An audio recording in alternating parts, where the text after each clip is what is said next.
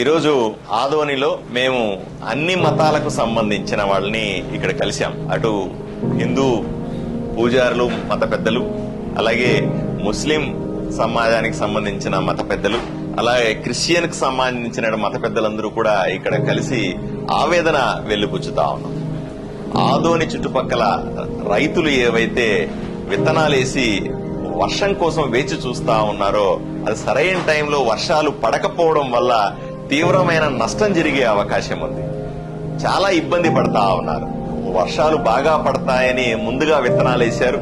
ఈ వారం 10 రోజుల్లో వర్షం పడకపోతే పూర్తిగా పెట్టుబడి నాశనం అయిపోయి రైతుల జీవితాలు బాధాకరంగా మారుతాయనే ఆవేదనతో నేను ఈరోజు వీళ్ళందరినీ ఇక్కడికి పిలిపించాను. అందరూ కూడా ప్రార్థనలు చేశాం. నేను మీ అందరికీ కూడా వీళ్ళందరినీ రిక్వెస్ట్ చేస్తా ఉన్నా, హిందూ మతానికి సంబంధించిన అన్ని దేవాలయాల్లో కూడా దయచేసి ఈ వారం రోజులు ప్రార్థనలు జరిపించాల్సిందిగా కోరుతా ఉన్నాను. అలాగే ముస్లిం మత పెద్దలందరినీ కూడా రిక్వెస్ట్ చేస్తా ఉన్నారు. అన్ని మసీదుల్లో, దర్గాల్లో ప్రత్యేకంగా వర్షం కోసం ప్రార్థించమని రిక్వెస్ట్ చేస్తా ఉన్నాను. అలాగే క్రైస్తవుల పెద్దలందరినీ అడుగుతా ఉన్నాను. అన్ని సుమారుగా 160 చర్చిలు ఉన్నాయి. ఇక్కడ 160 చర్చిల్లో కూడా ప్రత్యేకంగా వర్షం కోసం ప్రార్థించమని వీళ్ళు రిక్వెస్ట్ చేస్తా ఉన్నాను. ప్రజలను కూడా రిక్వెస్ట్ చేస్తా ఉన్నా, ప్రతి ఇంటిలో కూడా ప్రతి ఒక్కరూ కూడా దయచేసి దేవుణ్ణి ప్రార్థించండి. ఎందుకంటే దీంట్లో సైన్స్ ఏమీ లేదు. వర్షం పడాలంటే దేవుడు కరుణించడం తప్ప వేరే మార్గం మనకు లేదు. ఈ వారం 10 రోజుల్లో మంచి వర్షాలు పడకపోతే రైతు నష్టపోతే వాళ్ళని ఆదుకోవడానికి మన శక్తి సరిపోదు. వాళ్ళు నష్టపోతే మనం వాళ్ళ బాధను చూడలేము. మన ఆదోని కానీ, కర్నూలు జిల్లా కానీ, లేదా ఆంధ్రప్రదేశ్ మొత్తం కూడాను ఈరోజు వర్షాల అవసరం ఉంది. కొన్ని చోట్ల ఎక్కువగా వర్షాలు పడుతున్నప్పటికీ కూడా మనకు మాత్రం వర్షపాతం చాలా తక్కువగా ఉంటుంది. తప్పనిసరిగా ఇప్పుడు వర్షాలు పడి తీరాలే.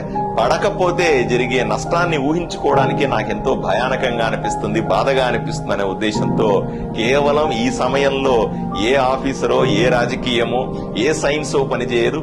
కేవలం దేవుడు మాత్రమే సాయం చేసి, వరుణ దేవుడు ఈరోజు కరుణించి మనకు వర్షం ఇస్తే తప్ప మన రైతుల జీవితాలు బాగుపడవు.